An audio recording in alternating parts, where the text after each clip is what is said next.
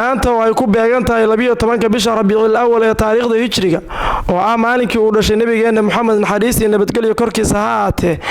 ayaa waxaa deegaanka Balibusle ee degmada Jariban ee gobolka Mudug lagu qabtay munaasabadan oo lagu weyneynayo dhalashada xabiibkeena Muhammad naxariis iyo nabadgelyo korkiisa ha ahaatee boqolaal ka mid ah bulshada reer Balibusle ayaa isugu soo baxay fagaaraha magaalada iyagoona socod ku maray wadada dhexmarta deegaanka xuska xalfadda dhalashada nabiga ayaa ka bilaabatay arooryadii hore ee saaka masjidka jaamaca munaasabada ayaa waxaa soo agaasimay xarta Sheekh Maxamed Sheekh Cabdullaahi Baardheere horeyn culimadiinka ayaa khudbada ka jeediyay munaasabada iyagoona ka sheekeeyay dhalashada nabigeena Muhammad naxariis iyo nabadgelyo korkiisa ha ahaatee iyo jacaylkiisa sidoo kale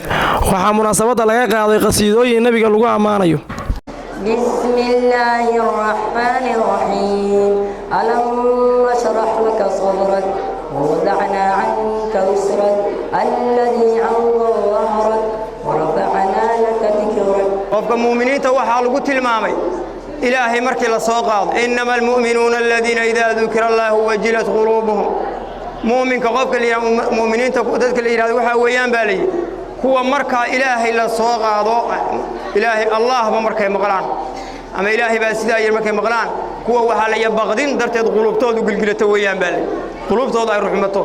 maxay la ruxmanaysaa absida ilaahay hortiisa maxay la tagi doontaa ilaahay hortiisa maxaa kala kulmi doona amarka ilaahay ku siyaad oo ku yira sameey hada ma sameysay aayada quraankaana waxa la marka lagu dul akhriyayaan iimaan ay u siyaadinayso muuminiinta horta kuwaas la yiraahdo Allah inaga dhiga nabigu wuxuu yahay alayhi salaatu wa salaam ilaahay fiirin maayo buu yahay ajsaamtiina suurooyinkiina iyo sidaad u eegtiin iyo bidhaantiina iyo labiskiina iyo fiirin maayo ilaahay wuxuu fiirinayaa qalbigiina qof walba qalbiga wixii kugu jira hadee ilaahay waa kula socdaa absida ilaahay maana leeynoo dirsadayo wama khalaqtul jinna wal insa illa liya'budun bi ilaahay subhanahu wa ta'ala iyo jin iyo insiga inay caabudaan maana wax kala uma amuuran bari hade shaqada la inoo abuurtay baaba waxay tahay ilaahay inaan ka cabsano marka walaalayaal ilaahay aan ka cabsano waxaynu ku farxaynaa maanta oo ku damaashaadaynaa oo isku cafiyaynaa oo qalbigeenu waasic ku yahay nabigeena calayhi salaatu wasalaam diinta ilaahay inoo ku soo dhiibay macallinka uu ahaa jibriil malaku jibriil uu ahaa innagana asxaabadii iyo khulafaa raashidiintii iyo taabiciintii iyo taabicigii iyo ayyimadeennii ayna soo gaarsiiyeen ilaahaas ina waafajiyey baynu xamdu u celinaynaa kuna farxaynaa waa nasiib weyn ogaada magaca nabiga ilaah baa kor u qaaday warafacnaa laka dikraka ilaah baa yidhi salaadaynu tukannaa inan ka ansixi mayso haddaynaan nabiga ku salliyin calayhi salaatu wasalaam ma garanaysaa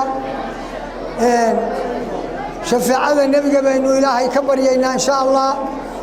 saasaynu ku faraxsannahay sidaasaynu ilmaheenna ku rabaynaynaa haddii alla idmo ilaahay aan nuurka nabiga ina ka qarin oo salligiisa iyo cadamadiisa iyo weynaantiisa ina tusiyey وإنك لعلى خلق عظيم با إلهي قرآن كيسا كيري وحي إله وين عظيم كهو وينيا وويه وعنو ينقو سورين كرماها ربعادي النبي قينا قادرنا لربا إن شاء الله الصلاة والسلام على سيدنا محمد وعلى آله وأصحابه إلى يوم الدين وبعد إخوة الإسلام ولا ليال ما أنت ومال وين ومال إلهي عندي سقيمة يفضل وين كله ومال أين الدماشاض إنه والدماشاض إنه دلشد النبي عليه الصلاة والسلام حسك دلشد النبي عليه الصلاة والسلام نبي دلشد عليه الصلاة والسلام إلهي باوينيه سبحانه وتعالى quraankiisa kariimka baa ilaahay inoo ku sheegay markii nabigu uu dhashay mucjizaadkii iyo arimihii dhacay bay ka muuqanaysay ilaahay subhanahu wa ta'ala wuxuu yiri warafa'na laka dhikraka nabi muhammad waxaan kor qaadnay dhikrigaaga iyo xuskaaga iyo magacaaga kor ka yeelay ilaahay subhanahu wa ta'ala maadaama ilaahay uu sheegay nebiga magaciisa iyo xuskiisa inuu kor qaaday oo kor ka yeelay nebigeenna calayhi salaatu wasalaam sidaas baa ilaahay u kor yeelay xuskiisa mawliidkiisa iyo dhalashadiisa u weyneeyey magaciisa kor uga yeelay nebiga calayhi salaatu wasalaam dhalashadiisa isagaa weyneeyey wuxuu ku weedeeyey shay cibaado ah maalinta isniinta ah oo lagu tilmaamay inay tahay maalintii nebigu uu dhashay calayhi salaatu wasalaam maalintaa nebigu wuu soomi jiray لقد من الله على المؤمنين إذ بعث فيهم رسولا من أنفسهم يتلو عليهم آياته ويزكيهم ويعلمهم الكتاب والحكمة وإن كانوا من قبل لفي ضلال مبين قال يا الإلهي بأمه الله سبحانه وتعالى إن غيالي كو إلهي وقال ذيستي وكتاب كيسا وكل واقعي حقيقة أهاني دبنمي لو والله قد من الله إلهي وقال ذيستي على المؤمنين قرموا قال ذيستي إذ بعث فيهم رسولا من أنفسهم مركي وكسود حساري رسول نفس الضوضاء كاسو يتلو عليهم آياته آيات كيسا كد الأغرينية ويزكيهم ظهيرية كفرقي إيا النفاقي إيا بلايدي إيا شيطان مدي كبغية ويعلمهم الكتاب والحكمة كتابك إلهي إيا سنة نبينا بريا صلى الله عليه وسلم مركي أسود وادين مقالة مدينة مسلمين تي صحابة هاي ورهير مدينة محي سميين قبضي إيا هويدي إيا شيبكي إيا أضيقي إيا ويلكي dhammaan waa kuwii ka soo baxay magaalada Madiina intii soo bixi weydeen dabaqyada korkooda waa kuwii fuula walaalayaal maxay lahaayeen طلع البدر علينا من ثنية الوداع وجب الشكر علينا ما دعا لله داعي يا نبي سلام عليك يا رسول سلام عليك يا حبيب سلام عليك صلوات الله عليك maxay lahaayeen dayixii 14 baad dushayada ka soo dhashay amaan ma ah miyaa nabiga la amaanay isu soo bixid ma ahan miyaa nabiga hortiisa ma aha miyaa yaa wax nabigu uu xaadir u ahaa ma aha miyaa هذا النبي محمد خير الورى ونبيهم وبه تشرف آدم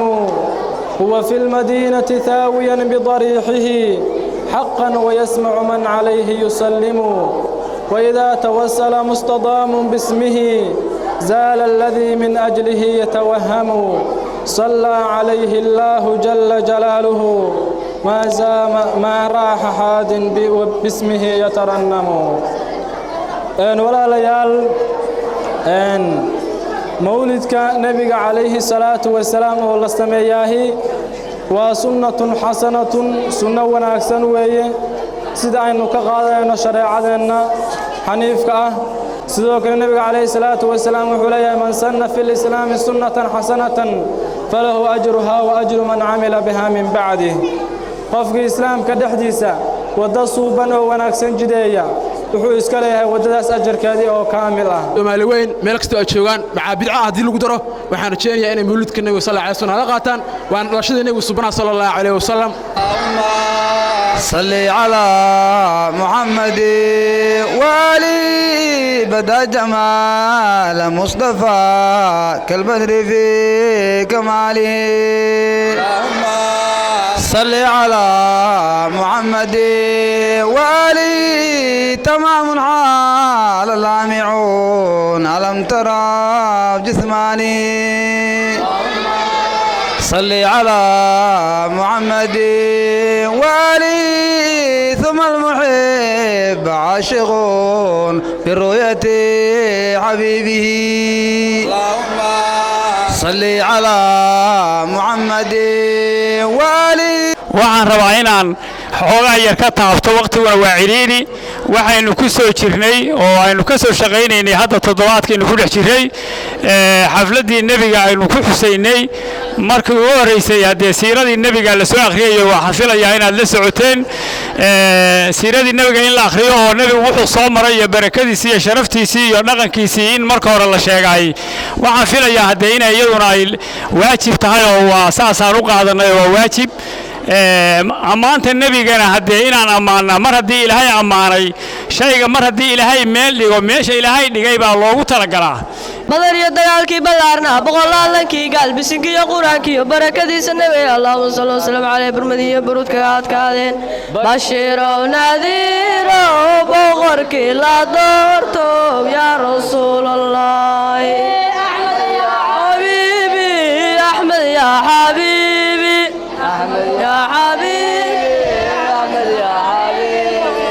buraaqadii tilmaamay tukankii ka fuulay samada u tallaabaya ku tacliima diintow toobadiisa gaarnow annaguna ku tuugneen atakul xabiibow yaa rasuulallahi axmed yaa xabiibi allahuma salli wasalam caleyh صدر يا سجال شهر نحري سجال كنا هذه صفقة صديقات جلد بانكو صالح سكوري الله دم يسول كيف فرتان وسعودك ناقص صحيح نصع حبيبه يا رسول الله دون كان درتيك لو عيسيو أذانو لو من ربي عبدو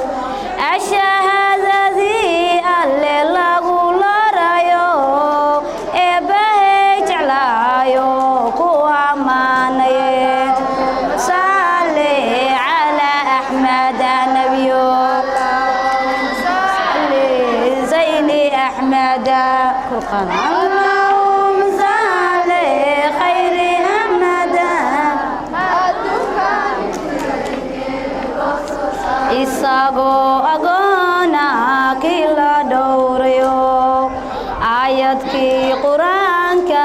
lagu ilhaamiyo iftiinkii adduunkan u baxayayo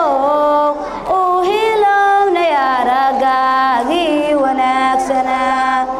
صلي على أحمد اللهم صل زين أحمد اللهم صل خير أحمد الله أدوك. وكان النبي وحوها صلى الله عليه وسلم أكمل الناس ذاتك متك أو كامل سنبها خلقا حق أبو رستا وخلقا حق طبيعة ذات شرف مد صاحب أبوها النبي وصفات تلمامة وسنية سريسة مدر خير وموجود ومع العافية ونافل هاي وهولك إيهيان طويل يضوفا وحنا رجال هاي يراه وحنا ويرين بدنا وحنا ويرين